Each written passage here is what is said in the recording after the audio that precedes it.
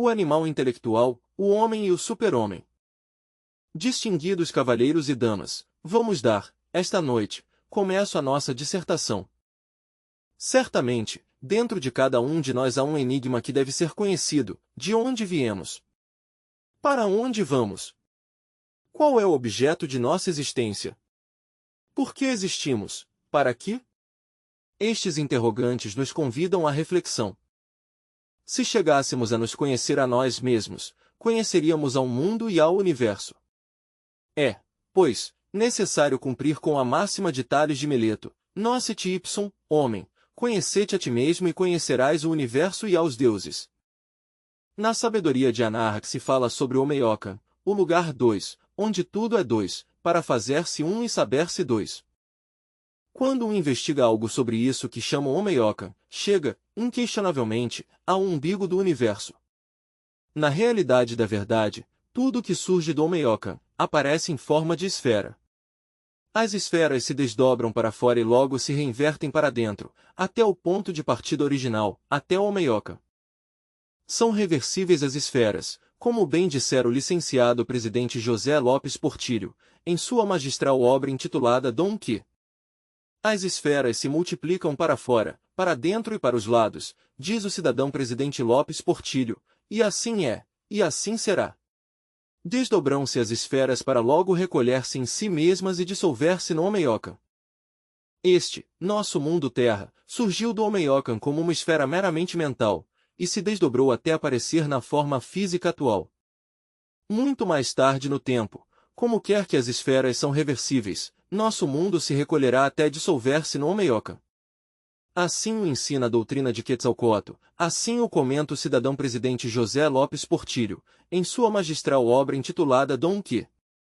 Convém que nós analisemos estas questões, antes de entrar no tema transcendental do super-homem. Partindo de afirmações tão transcendentais, chegaremos a conclusões maravilhosas. Obviamente, nosso mundo, antes de aparecer em forma sensível, existiu nas dimensões superiores da natureza e do cosmos. Inquestionavelmente, tudo o que é, tem sido e será, incluindo o organismo humano, houve de processar-se em dimensões superiores da natureza, antes de fazer-se sensível neste mundo tridimensional de Euclides. Isto é, precisamente, o que incomoda tanto a antropologia materialista. Não querem entender os sequazes de Darwin e de Huxley, de Haeckel e de Marx, que o mundo tridimensional de Euclides não é tudo. Obviamente, o ponto matemático, ao mover-se, se converte em linha. A linha, ao entrar em ação, ao correr-se a si mesma, se converte em superfície. A superfície, ao girar em si mesma, se converte em sólido. O sólido, por sua vez, se transforma em hipersólido. É um raciocínio correto que incomoda aos fanáticos da dialética materialista. O ponto matemático nos permite o raciocínio objetivo, mas, se substituirmos o ponto matemático pelo querido eu, então não compreenderemos o mistério da criação. O eu nos torna torpes e até espantosamente ridículos. O eu não é mais que uma soma de paixões, ódios, egoísmos, teorias, apetências e temores, luxúria, ira, etc. Necessitamos, na verdade, ser sinceros na análise, buscar o caminho da verdade, custe o que custar.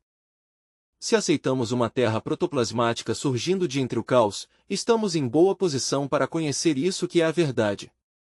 Obviamente, antes que este mundo existisse como um simples protoplasma, houve de desenvolver-se nas dimensões superiores do universo.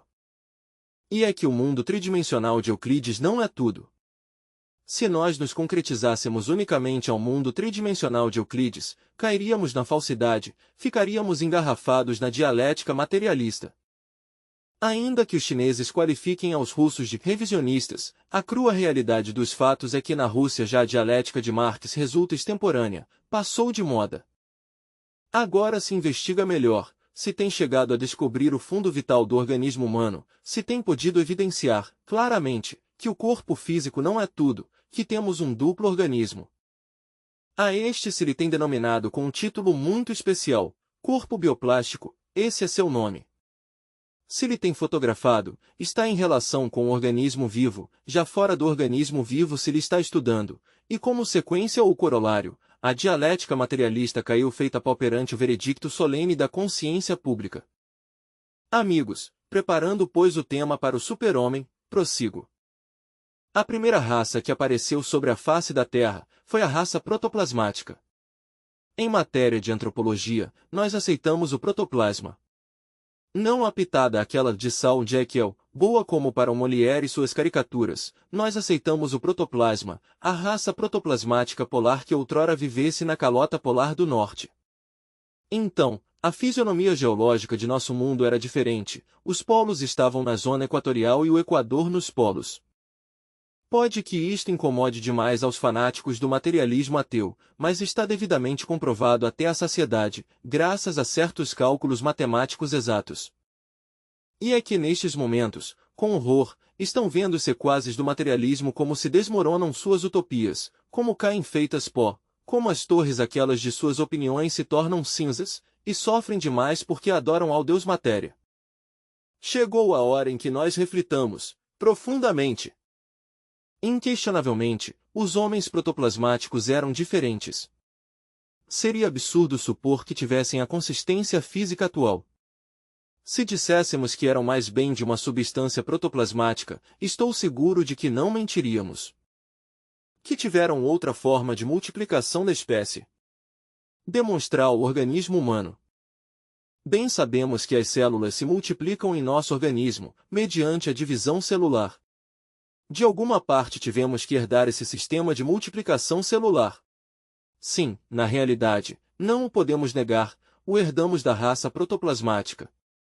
Aqueles organismos se dividiam em um, ou dois, e até 3 rebentos que podiam seguir alimentandose com os peitos do pai e mãe. Absurdo, diriam. Bom, vão ter que dizer absurdo à célula viva, que se multiplica dessa maneira. Muito mais tarde, no tempo, surgiram os hiperbóreos, raça que se multiplicou mediante o sistema de broto ou retonação. Qualquer broto do organismo humano surgia em determinado instante, e este seguia vivendo do pai e mãe. Ao fim apareceu a raça lemúrica no continente Mu ou Lemur, aceito por Mr. Darwin. Dito continente existia entre as procelosas águas do Pacífico. A raça lemúrica era hermafrodita. Provas, demonstrações? Tenas vocês, meus queridos amigos, em seu mesmo organismo. Bem sabemos nós que os mamilos do varão são glândulas mamárias atrofiadas, bem sabemos que o clitóris da mulher é um faluz atrofiado e recolhido com ligamentos nervosos. Querem mais provas? Seria absurdo exigir mais provas quando as carregamos no organismo humano. No tempo sucedem coisas extraordinárias. Que se tenha dividido a raça humana em sexos opostos, antes do desaparecimento do continente lemúrico, é algo que não poderíamos de modo algum rebater. As mesmas escrituras hebraicas nos dizem que Adão vivia só no paraíso terrenal. Esse Adão da mitologia hebraica é tão só um símbolo, se refere à humanidade antiga. Antes que a humanidade tivesse se dividido em sexos opostos, existiu Adão soluz, mas, na verdade, Eva foi tirada da costela de Adão. Não pensemos em uma Eva antropomórfica, em uma estranha mulher, não, pensemos no eterno feminino. Inquestionavelmente, através do tempo os sexos foram se dividindo pouco a pouco. Que a reprodução na Lemúria era por gemação. É certo. Inquestionavelmente, o macho fêmea expelia sempre um ovo, era expelido sempre do ovário. Era um ovo perfeito. Quando se abria, surgia dali uma nova criatura que tinha o poder de mover-se de imediato, o poder de caminhar. Sem embargo, através do curso dos séculos foram nascendo crianças com um sexo mais desenvolvido que outro, e passaram idades inteiras antes que os sexos tivessem se dividido. Quando a humanidade se dividiu em sexos opostos, então foi necessária a cooperação para criar. Antes que tivessem se dividido em sexos opostos, é óbvio, e todo o mundo pode entender, que o óvulo aquele que saía do ovário da raça lemúrica, se tornava fecundado maravilhosamente, posto que havia saído de um organismo hermafrodita. Mas quando a humanidade se dividiu já em sexos opostos, esse óvulo já saía sem fecundação. E então, se fez necessária a cooperação sexual para criar e voltar novamente a criar. Por aquela época, o sexo se considerava sagrado. A raça humana realizava longuíssimas viagens pelo continente lemúrico, guiada por seus dirigentes espirituais, até os templos onde devia receber o sacramento sexual. Homens e mulheres se acasalavam nos pátios sagrados dos templos de mistérios, e o ato sexual se verificava sob a direção dos sábios lêmures.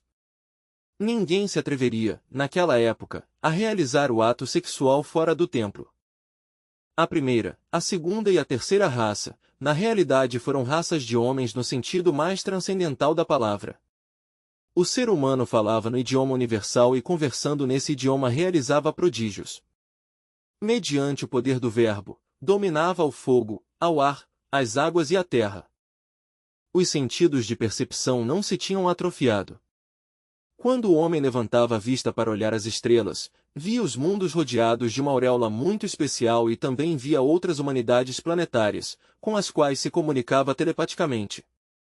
Naquela idade, todo ser humano podia perceber totalmente, quase a totalidade de um outapaunas. Um outapaunas equivale a 5 milhões e pouco das tonalidades da cor. Os ouvidos percebiam sons que hoje para nós são inaudíveis, usavam-se muitas vogais e consoantes. Velhas tradições que temos encontrado em obras antiquíssimas, nos dizem que os lêmures usavam 300 consoantes e 51 vogais, quer dizer, possuíam um poder de fala superior.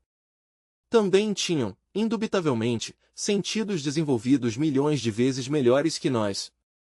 A raça lemúrica era perfeita, no sentido mais completo da palavra. Essa capacidade de fala lemur se perdeu através dos séculos, à medida que o ser humano foi se degenerando. Quando os antropólogos materialistas dizem que nós temos chegado ao máximo da perfeição nestes instantes, mentem de verdade, se vê que não sabem nada de antropologia, que não têm estudado a fundo as pedras antigas, os velhos manuscritos, as antigas pirâmides, nichos, sepulcros, etc., que existem por todas as partes. Há pedras, como as que se encontrou em certo lugar do Peru, onde está demonstrado, até a saciedade, que existiram civilizações milhões de vezes mais poderosas que a nossa, e nos tempos mesozoicos. Isto, a antropologia materialista aceitaria? Jamais!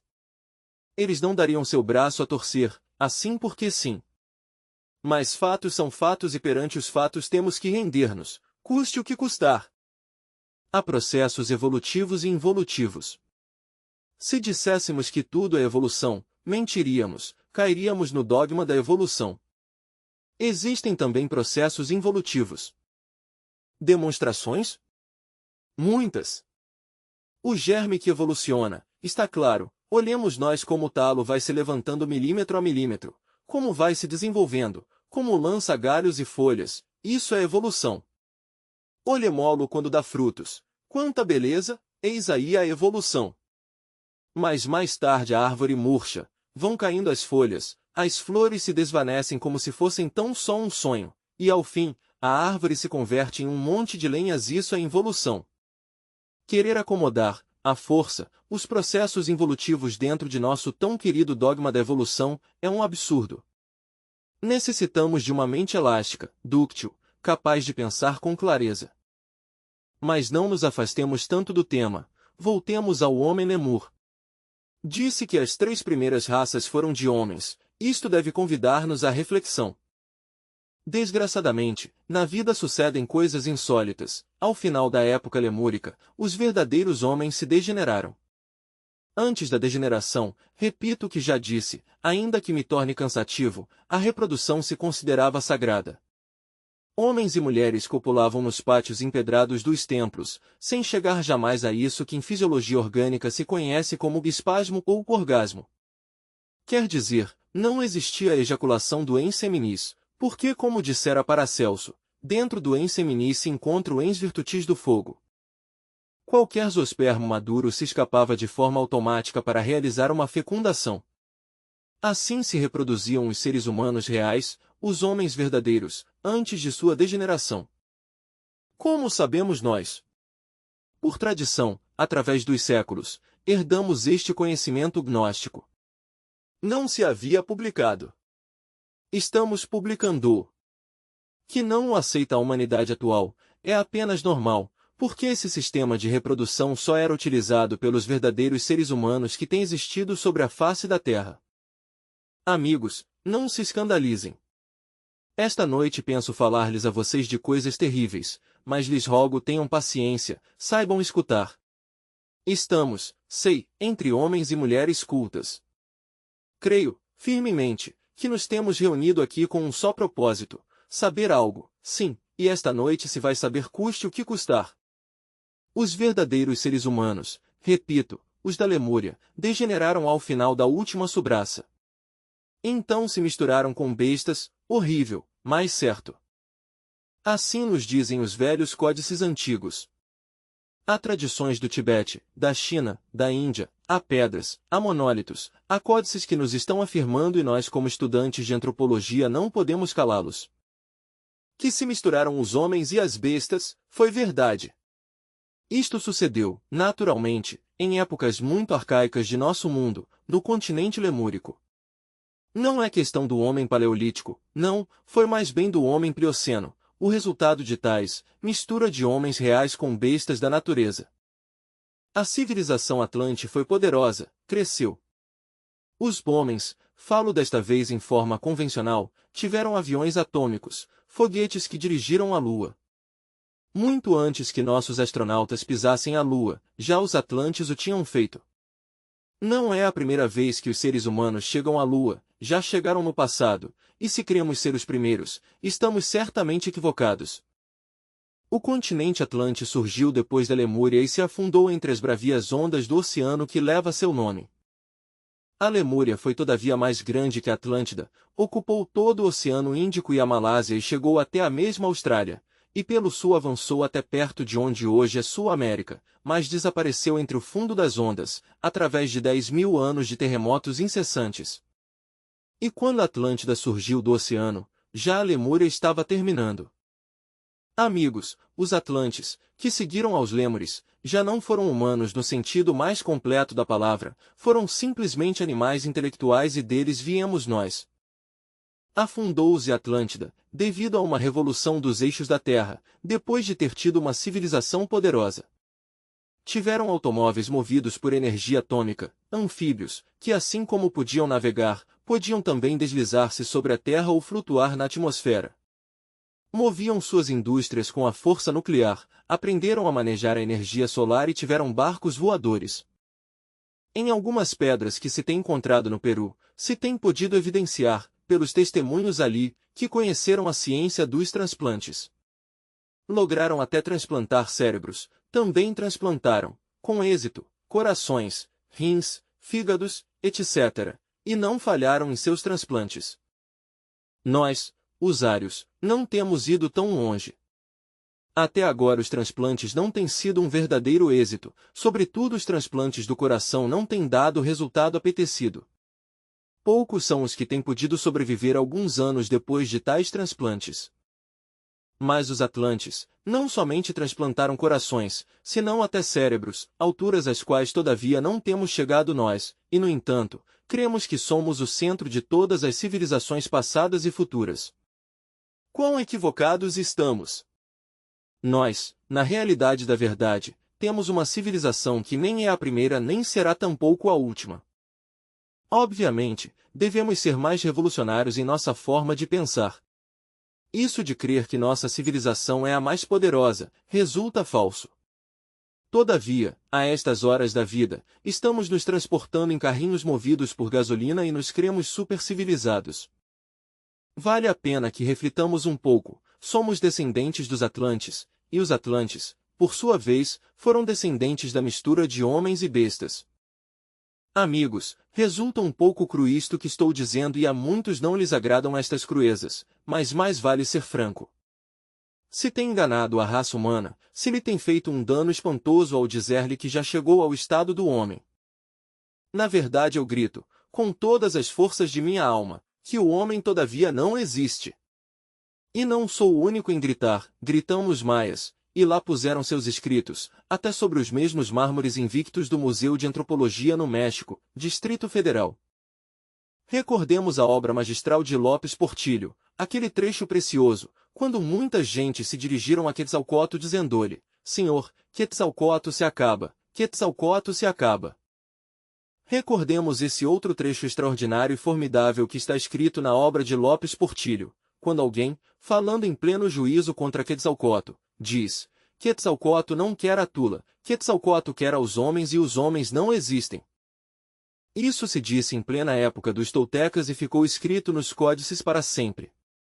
Por isso comenta também, em sua magistral obra, o senhor presidente José Lopes Portillo. Na realidade da verdade, os homens não existem, estou de acordo com o que se disse naquela época. Agora existe o animal intelectual, mas o animal intelectual não é o homem. Se colocamos a um homem frente a um animal intelectual, os veremos fisicamente parecidos, mas observemos seus processos psicológicos. São diferentes. Porque uma coisa são os processos psicológicos do homem e outra coisa são os processos psicológicos do animal intelectual, equivocadamente chamado homem. Na faculdade de medicina, um professor disse: nós somos mamíferos intelectuais. Os alunos não protestaram, eu tampouco. Estou de acordo com o que disse o professor. Se fossemos homens, não estaríamos nos matando uns aos outros nos campos de batalha. Se fossemos homens, não estaríamos assassinando aos golfinhos entre as borrascosas ondas do oceano. Se fossemos homens, não existiriam os caçadores que se internam nas montanhas para acabar com as criaturas da natureza. Se fossemos homens, não seríamos ateus materialistas, inimigos do eterno. Se fossemos homens de verdade, no sentido mais completo da palavra, não seríamos bêbados, nem adúlteros, nem fornicários, nem assassinos, nem perversos. O homem é o homem. O homem é o rei da criação, e se não somos nós os reis de nós mesmos, muito menos poderemos ser reis da criação. Não é concebível um rei que não seja rei de verdade, não é possível conceber um rei da natureza que não seja rei de si mesmo. Se não somos capazes de manejar aos elementos, se não somos capazes de ordenar ao fogo dos vulcões, ou aos furacões, ou às águas tormentosas dos oceanos, se não somos capazes de dominar os terremotos, não somos homens, porque o homem é o rei da criação. Assim, pois, somos reis ou não somos? Até agora só temos demonstrado que somos vítimas das circunstâncias, não somos reis da natureza, tampouco somos reis de si mesmos. Portanto, o homem, como dizem os velhos códices de Anáhuac, todavia não existe. Sem embargo, o Sol nestes instantes está realizando um maravilhoso experimento no tubo de ensaio da natureza, quer criar homens. Durante a época de Abraão, certo grupo de homens foram criados. Durante os primeiros 8 séculos do cristianismo, houve uma colheita de homens.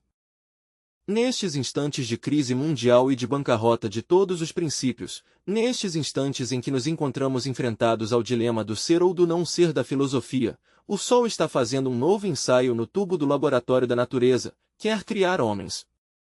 Esse é o objetivo de toda a raça. O Sol tem criado toda a raça para fazer seu famoso experimento, mas quando uma raça já não serve para tal experimento, é destruída de imediato.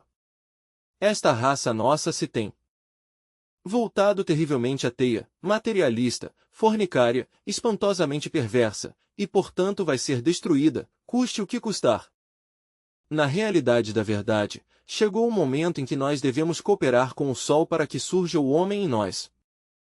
Antes de tudo necessitamos da disponibilidade ao homem, é necessário que o homem se forme dentro de nós, como a borboleta dentro do casulo.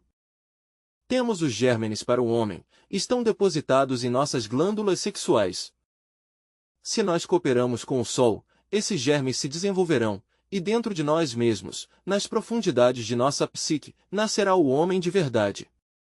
Antes de tudo, se queremos que surja o homem dentro de nós, se queremos que esses germes se desenvolvam em nossa constituição biológica e psicossomática, se faz necessário que aceitemos o sistema sexual dos homens, o sistema de Kriya Shakti. Esse que tanto odeiam as escolas de tipo pseudo-esotérico e pseudo-ocultista, isso que tanto abominam alguns místicos equivocados.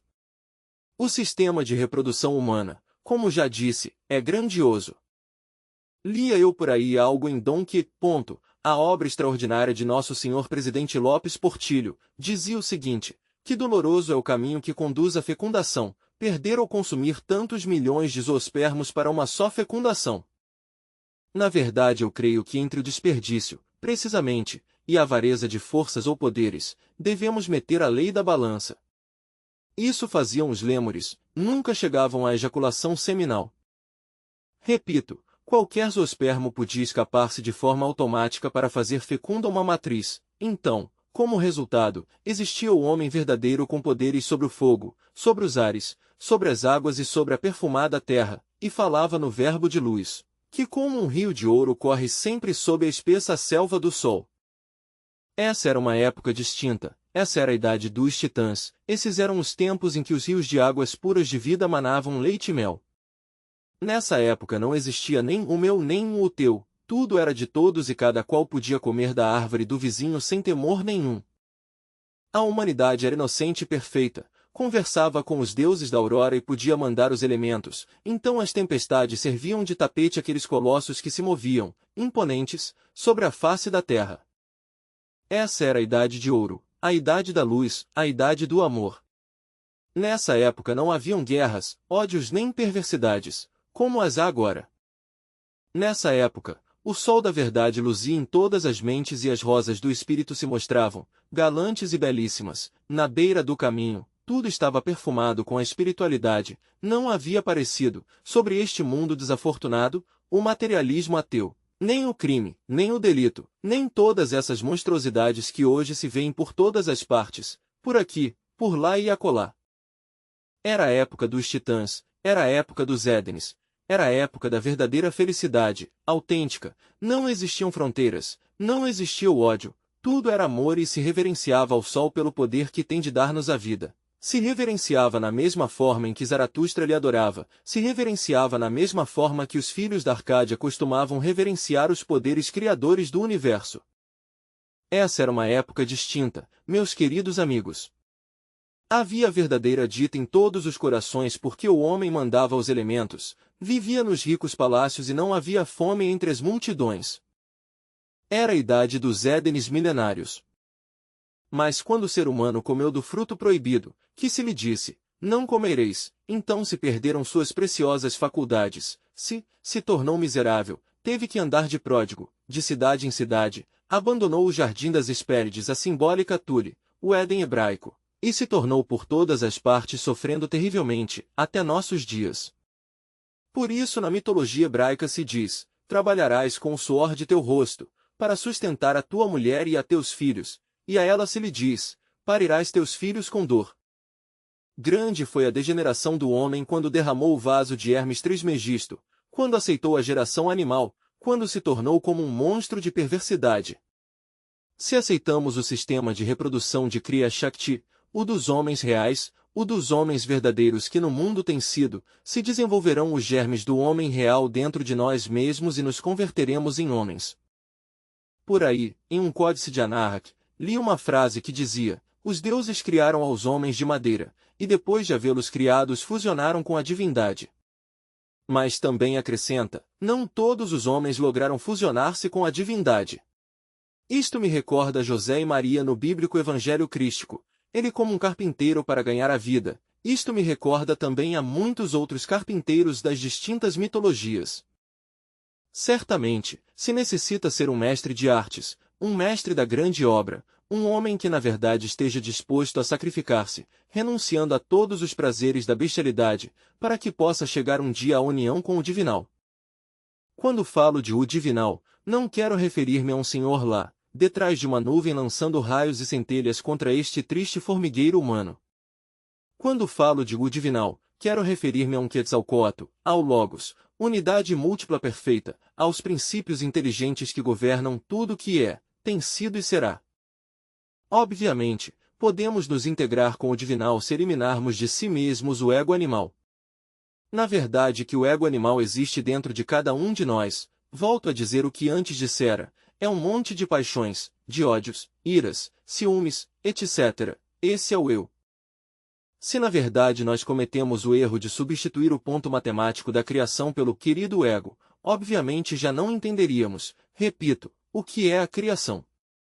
Necessitamos nós eliminar o ego, o eu, o mim mesmo, acabar com nossos defeitos de tipo psicológico, se é que queremos, algum dia, integrar-nos com a divindade. Primeiro há que criar ao homem dentro de nós mesmos e mais tarde devemos criar dentro de nós mesmos ao super-homem. O super-homem é terrivelmente divino, está além do bem e do mal. Federico Nietzsche, falando sobre o super-homem, disse: chegou a hora do super-homem. O homem não é mais que uma ponte estendida entre o animal e o super-homem, um perigoso buraco no caminho, um perigoso olhar para trás, tudo nele é perigoso. Chegou a hora do super-homem. O super-homem, na realidade da verdade, está além de todos os códigos morais.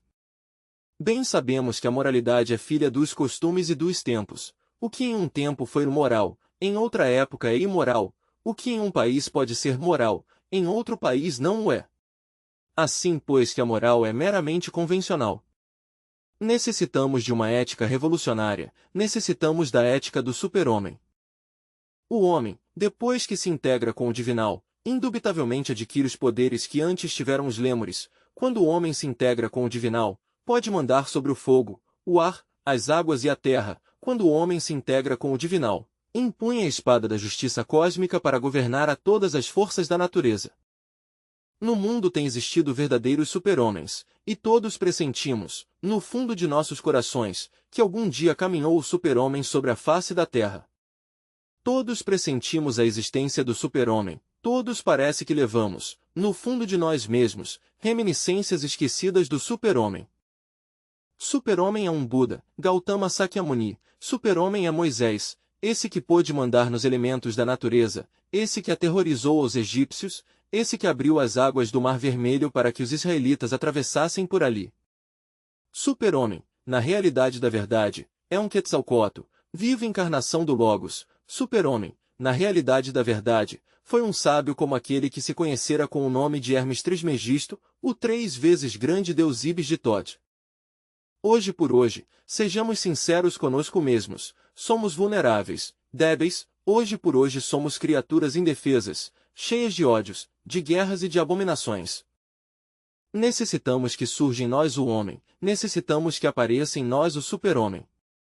Que podemos criar primeiro ao homem e muito mais tarde, com o tempo, nascerá então em nós o super-homem. O super-homem, na realidade da verdade, tem que chegar a dominar o universo inteiro. O super-homem deve surgir em nós com poderes extraordinários, como para mandar nesta criação. Amigos, no sexo está o caminho é eminentemente sexual. Inutilmente andaremos buscando a verdade em escolas, teorias, seitas, etc. Necessitamos aprender a manejar a energia criadora do terceiro Logos, se é que na verdade desejamos converter-nos em verdadeiros super-homens, no sentido mais completo da palavra. Quando um homem e uma mulher se unem, algo se cria, ainda que seja uma larva ou um filho. Se nós aproveitamos as forças extraordinárias da criação que rodeia ao casal durante a cópula química, podemos, com tais energias, transformar-nos, converter-nos em homens verdadeiros e muito mais tarde em super-homens. Desgraçadamente a humanidade se meteu pelo caminho da degeneração sexual. Hoje em dia a humanidade tem chegado ao máximo da degeneração. Bem sabem vocês que há países onde o homossexualismo e o lesbianismo estão legalizados, onde os homens se casam com os homens e as mulheres com as mulheres. Também é muito certo e de toda a verdade, que a degeneração é tão grande, que há países já onde se quer legalizar até o mesmíssimo incesto. Por esse caminho chegará o dia em que o pai se casará com a filha, o filho com a mãe, o irmão com a irmã, etc. Isso chamam, hoje em dia, dizem que emancipação, civilização e não sei que mais. Os lares se têm desintegrado.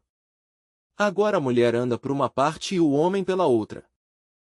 Perdeu-se a unidade familiar e os vícios corroem esta raça até o tutano dos ossos.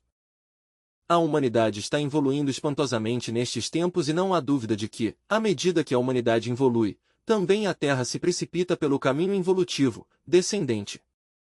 Os mares, nestes momentos, se acham contaminados, múltiplas espécies estão desaparecido, a Terra está se esterilizando, está se convertendo toda em um deserto. A atmosfera está contaminada com um abominável sóis. Muitas criaturas morrem diariamente devido ao sóis. Por onde queira fome e desolação, são milhões de seres humanos que morrem a cada ano. Os terremotos se multiplicam espantosamente e a todas estas, há um monstro que vem a devorar a terra. Quero referir-me a Barnard e, como o chamam os astrônomos, ou também Hercólobos, é um mundo gigante, um mundo muito mais grande que Júpiter. Se calcula que é 6 vezes mais grande que Júpiter, o titã dos céus, e vem para a órbita terrestre a velocidades extraordinárias. Os astrônomos o estão estudando detalhadamente, se nos tem dito que muito pronto chegará perto deste, nosso planeta Terra. Quando isso seja, haverá cataclismos tão tremendos como aqueles que acabaram com a Lemúria e com a Atlântida. Com a aproximação de Hercólobos, o fogo líquido do interior da Terra saltará à superfície e então se queimará, na realidade da verdade, tudo aquilo que tem a vida. No máximo de aproximação de Hercólobos, haverá uma revolução dos eixos da Terra, os mares mudarão de leito e os continentes atuais, onde vive esta humanidade perversa, se afundarão entre as bravias ondas do oceano. Desta perversa civilização de víboras não ficará pedra sobre pedra, esta civilização será destruída. Sem embargo, na Atlântida houve sobreviventes e na Lemúria também.